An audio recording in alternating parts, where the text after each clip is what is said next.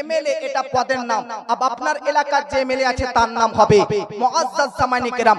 দিলা এটা কারোর নাম নয়, এটা হচ্ছে পদ, এটা হচ্ছে পদের নাম। ঠিক সেই রকম ফেরাউন কারোর নাম নয়, ফেরাউন কারোর নাম নয়।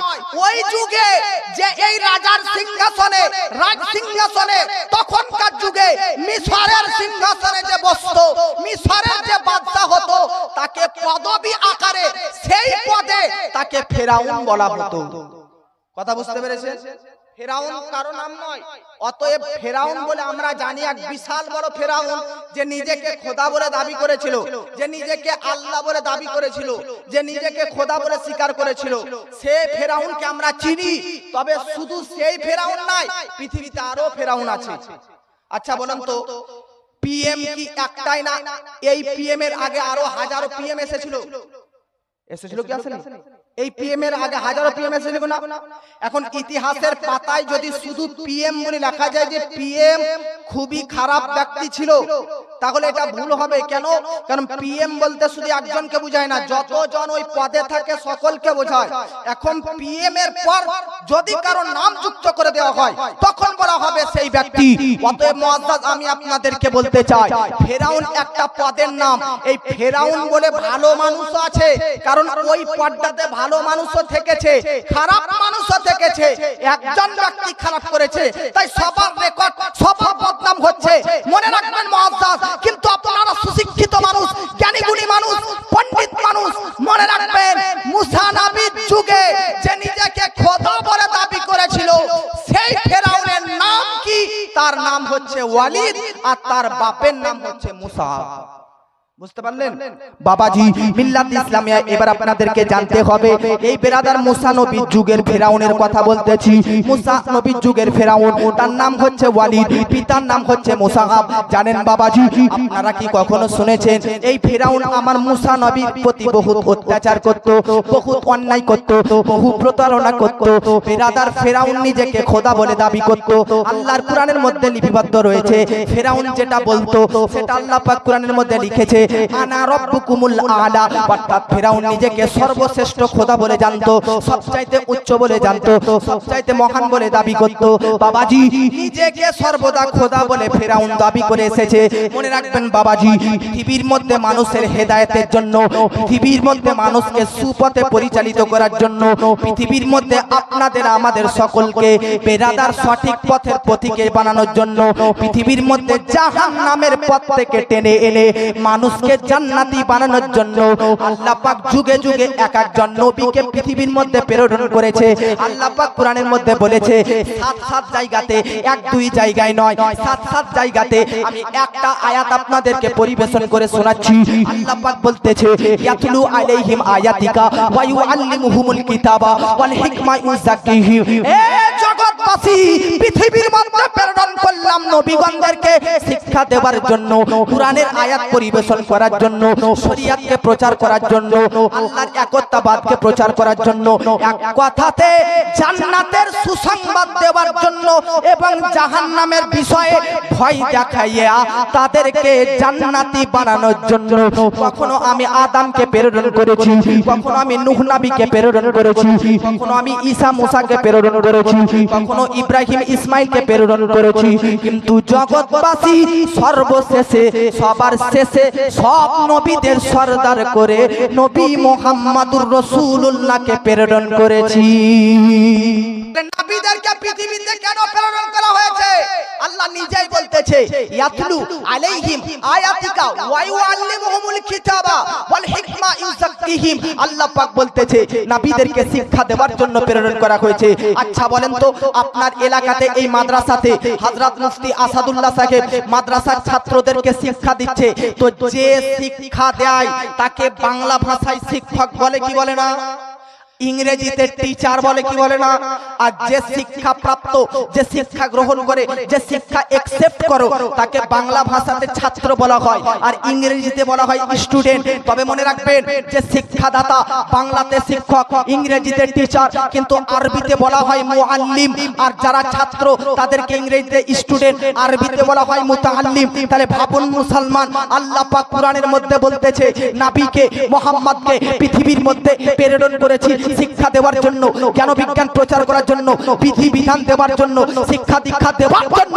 ভাবুন মুসলমান, আল্লাহ পাক নবীকে পৃথিবীর মধ্যে শিক্ষা দেওয়ার জন্য প্রেরণ করেছে। তাহলে বুঝাই যাচ্ছে নবী এসেছেন শিক্ষা দেওয়ার জন্য। এর অর্থই হচ্ছে নবী শিক্ষক হয়ে মেল দেখুন মেল।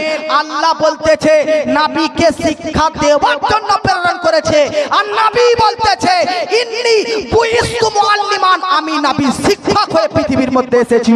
আচ্ছা একটা কথা বলেন, আপনাদের মাদ্রাসার প্রধান শিক্ষক মুফতি আসাদুল্লাহ সাহেব বা আরো অন্যান্য মুআজ্জাজ শিক্ষক রয়েছে, শুধু মাদ্রাসা কি আপনার এলাকাতে কলেজ আছে কি নাই? জোরে বলেন আছে কি নাই? স্কুল আছে কি নাই? প্রাইভেট আছে কি নাই? টিউশন আছে কি নাই? তাহলে বলুন টিউশন, প্রাইভেট, কলেজ, আজকে মাদ্রাসা যারা শিক্ষক তারা কি মূর্খ না শিক্ষিত? জোরে বলেন। আপনার এলাকার কলেজের যে প্রিন্সিপাল, যে প্রধান শিক্ষক, যে শিক্ষক, সে যদি অশিক্ষিত মূর্খ আনএডুকেটেড হয় তাহলে কি সে চাকরি পাবে? তাহলে কি সরকার তাকে চাকরি দিবে? কখনোই দিবে না।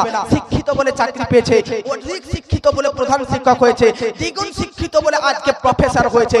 মুসলমান, আপনার এলাকার বিশ্ববিদ্যালয় কলেজের প্রধান শিক্ষককে যদি চতুর্দিক দিয়ে জ্ঞানী শিক্ষিত হতে হয়, তাহলে গোটা ইসলাম বিশ্ববিদ্যালয়ে শিক্ষক করে আল্লাহ পাক নবীকে প্রেরণ করেছে।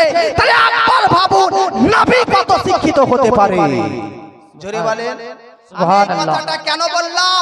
কারণ বর্তমান যুগের কিছু ভাইরাল বাংলাদেশের বক্তা আমার নবীকে বলতেছে নিরক্ষর, নবীকে বলতেছে মূর্খ, নবীকে বলতেছে আনএডুকেটেড, নবীর নিরক্ষর জ্ঞান ছিল না, তাদেরকে বলতে চাই হুজুর, তাদেরকে বলতে চাই হযরত। শুনেন, আল্লাহ পাক নিজে বলতেছে নবীকে শিক্ষা দেওয়ার জন্য প্রেরণ করেছি, আর নবী নিজেই বলতেছে শিক্ষক হিসাবে এসেছি। তাহলে নবী মূর্খ কি করে হতে পারে? অশিক্ষিত কি করে হতে পারে? আনএডুকেটেড কিভাবে হতে পারে?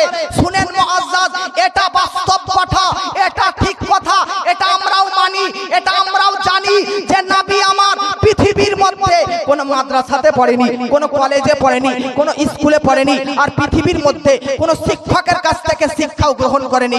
আমাকে দেখতেছে, আমার একটা শিক্ষক আছে, ইনাদেরকে দেখতেছে, ইনাদেরও একটা শিক্ষক আছে। পৃথিবীর মধ্যে প্রত্যেকটি শিক্ষিত মানুষের একটা শিক্ষক আছে, প্রত্যেকটি ছাত্রের একটা শিক্ষক আছে। আর যে সমস্ত ছাত্ররা শিক্ষিত হয়েছে, যারা শিক্ষিত হয়েছে, তারা প্রত্যেককে কোনো না কোনো স্কুলে পড়েছে, কোনো না কোনো কলেজে পড়েছে, কোনো না কোনো টিউশনে পড়েছে, কোনো না কোনো আজকে প্রাইভেটে পড়েছে। গোটা জগৎবাসীর মানুষ শিক্ষিত হয়েছে তো দুটি জিনিসের মাধ্যমে, একটা কোন শিক্ষক আর কোন স্কুলের দ্বারাতে। কিন্তু আমার আপনার নবী না পৃথিবীর জামিনে শিক্ষক আছে, না আমার আপনার নবী পৃথিবীর জামিনে কোন মাদ্রাসাতে পড়ালেখা করেছে। ব্যাপারটা কি? আল্লাহ পাক বলতেছে নবী গো, আপনার আমি পৃথিবীতে শিক্ষক রাখলাম না, আর কোন স্কুল প্রাইভেটে পড়ালাম না, কিন্তু গোটা জগৎবাসী শিক্ষিত হতে চাইলে মাস্টার ধরবে, স্কুলে পড়বে।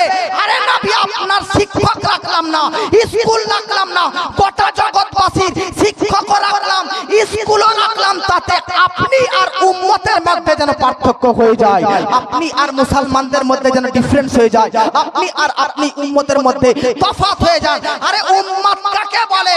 উম্মত তাকে বলে যে স্কুল কলেজে কোন মানুষের দ্বারাতে শিক্ষা গ্রহণ করে শিক্ষিত হয়। নবী কাকে বলে? নবী কোন পৃথিবীর মানুষের কাছে স্কুল কলেজ নয়, বরং স্বয়ং আল্লাহ তাআলার কাছে শিক্ষা গ্রহণ করে মাস্টার শিক্ষিত হয়েছে। জোরে বলেন। তাহলে আমার নবীর পৃথিবীতে কোন শিক্ষক আছে? জোরে বলেন। কোন নবীরই পৃথিবীতে শিক্ষক আছে? কোন স্কুল কলেজে পড়েছে? তবুও আমার আপনার নবী শিক্ষিত না মূর্খ? জোরে বলেন। अब আমি আপনাদেরকে এখানে একটা ইমামের কল উপস্থাপন করতেছি, আলিম উলামা আছে, মহব্বতে করবেন সুবহানাল্লাহ। বাবাজি মিল্লাত ইসলামিয়া দেখুন বেরাদার, আমার আপনার নবী এবং বেরাদার উম্মত আমরা, আমাদের জ্ঞান আর নবীর জ্ঞানের মধ্যে পার্থক্য কি? নবীর শিক্ষা আর আমাদের শিক্ষার মধ্যে তফাৎ কি? আজকে আমরা বেরাদার বছরের পর বছর, আজকে বছরের পর বছর মাদ্রাসা স্কুল কলেজে পড়ে শিক্ষিত হয়েছি। আমাদের পূর্বে ভবিষ্যতে, আমাদের আগে, আজকের পাস্টে, আমাদের অতীতে বহু বৈজ্ঞানিক সায়েন্টিস্ট বিজ্ঞানীরা আজকে পড়ালেখা করে জ্ঞানী হয়ে পৃথিবী থেকে চলে গিয়েছে। আজকে আমাদের পরবর্তী ভবিষ্যৎ প্রজন্ম তারাও পৃথিবীতে আসবে, কত না কত জ্ঞানী হবে। এক কথাতে বাবাজি পৃথিবীর মধ্যে সকল বিশ্ববাসীর জ্ঞান আর আমার নবীর জ্ঞানের মধ্যে ডিফারেন্স কি? বিশ্ববিখ্যাত ইমাম, দিল্লির সবচাইতে বড় মুহাদ্দিস শেখ আব্দুল হক মুহাদ্দিস দেহলভী রাহমাতুল্লাহ আলাইহি বিশ্ববিখ্যাত কিতাব মাদারিজুন নবুয়াত কিতাবের মধ্যে লিখতেছেন, মাদারিজুন নবুয়াতের মধ্যে লিখতেছেন, এবং ইমাম জালালউদ্দিন সুয়ুতি খাসায়েসে কুবরার মধ্যে লিখতেছে নবীর জ্ঞান আর উম্মতের জ্ঞানের মধ্যে পার্থক্য।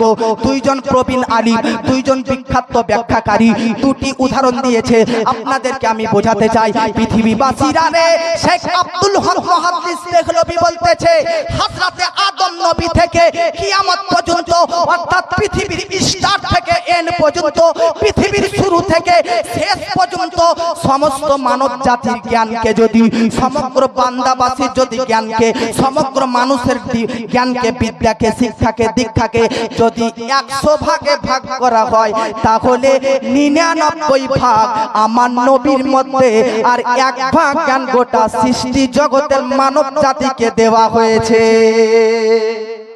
সুবহানাল্লাহ বলেন। 100 আর আরেক জায়গাতে বলেছে 1000।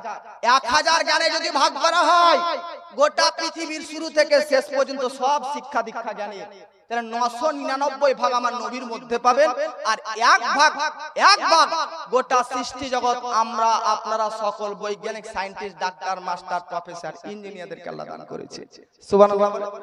নবীর জ্ঞানের সঙ্গে আমাদের তুলনা হয়? মহব্বত বলেন হয়? নবীর জ্ঞান কোথায় পাগলা বুকা, আর আমাদের জ্ঞান কোথায়? ইমাম জালালউদ্দিন সুয়ুতি রাহমাতুল্লাহ আলাইহি বলতেছে আটলান্টিক মহাসাগর আপনারা দেখেছেন কেউ? কথা বলেন না ভাই। আটলান্টিক মহাসাগর দেখেছেন কখনো? হ্যাঁ না বলেন না। চোখে দেখেননি, সচক্ষে, চর্মচোখে, চামড়ার চোখে, সামনাসামনি। মোবাইলে তো দেখেছেন। এই যুবক ইয়ং ছেলেরা তো দেখবে, বয়স্ক বাপজিরা ওরা তো মোবাইলই চিনে না, কোনটা মোবাইল স্ক্রিন টাচ আর কোনটা সুইচ টিপে। ওই যুগ তো আর মুসল্লি বাপজি বয়স্ক বৃদ্ধরা তো আর বাস করেনি, কিন্তু এই যুগের অধিকাংশ মানুষ আজকে মুআজ্জাজ সামাইন کرام আটলান্টিক মহাসাগর দেখেছে। ইয়ং জেনারেশনের জন্য এটা বললাম। তবে বাপজি যারা বৃদ্ধ ব্যক্তি, বয়স্ক, যারা মোবাইলে দেখেনি, সচক্ষেও দেখেনি, তাদেরকে বলতে চাই আপনাদের এলাকা যে কোনো পুকুর নদী দেখেছে কি দেখেনি? এটাও হয়ে যাবে উদাহরণ। তো মুসলমান আটলান্টিক মহাসাগর বা যে কোনো আপনার এলাকার পুকুর বা নদীর পাড়ে যদি একটা পাখি এসে তার ঠোঁটের মাধ্যমে 1 ফোঁটা পানি তোলে, তাহলে ওই ঠোঁটের মাধ্যমে পানি উঠানো পাখির 1 ফোঁটা পানি আর গোটা পুকুর বা নদী বা আটলান্টিক মহাসাগরের পানির সঙ্গে তুলনা হবে? জোরে বলেন। এত বড়, যার কিনারা পাওয়া যায় না, যার সীমানা পাওয়া যায় না, আটলান্টিক মহাসাগর, সেই আটলান্টিক মহাসাগরের উপর থেকে পানি তার ঠোঁটে 1 ফোঁটা পানি তোলে, ওই 1 ফোঁটা পানির সঙ্গে আটলান্টিক মহাসাগরের যেন কখনো তুলনাই হয় না।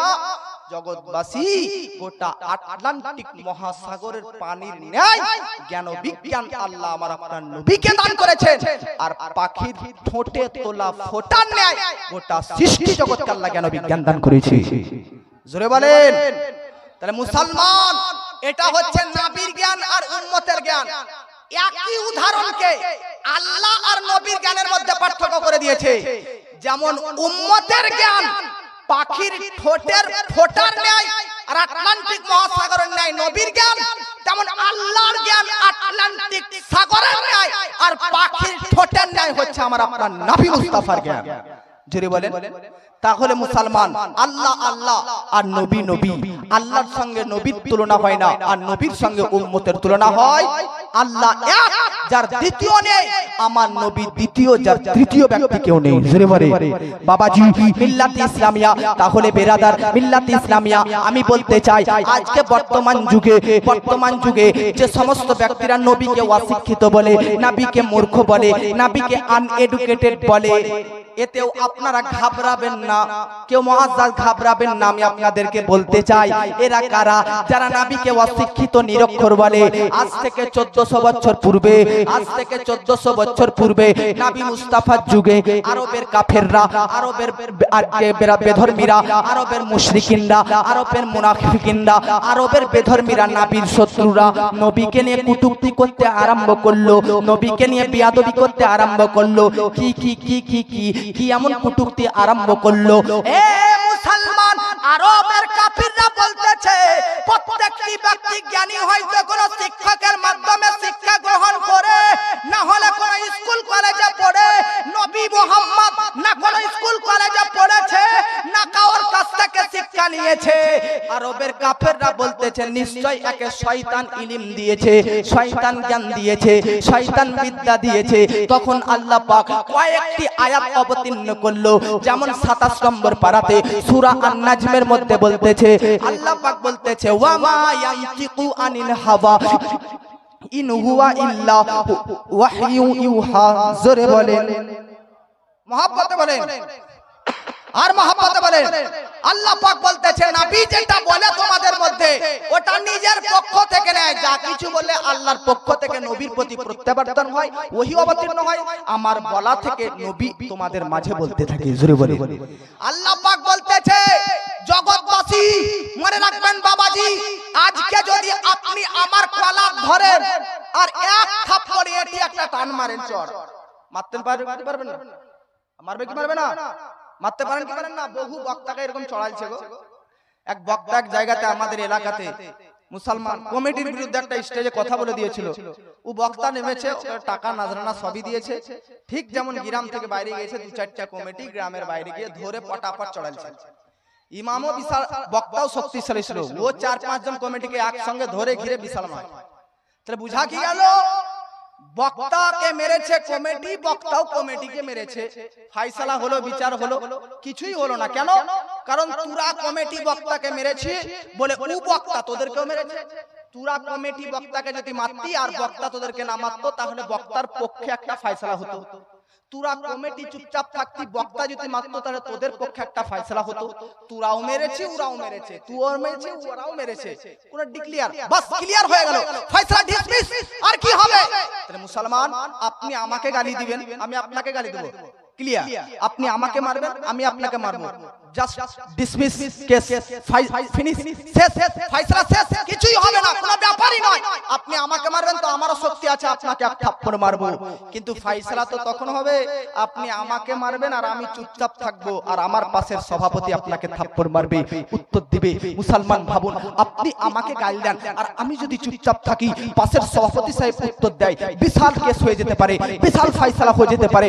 মুসলমান, গোটা জগৎবাসীর সিস্টেম হচ্ছে কেউ কাউকে গালি দিলে সেও তাকে গালি দেয়। ঠিক সেই রকম এমন একটা যুগ ছিল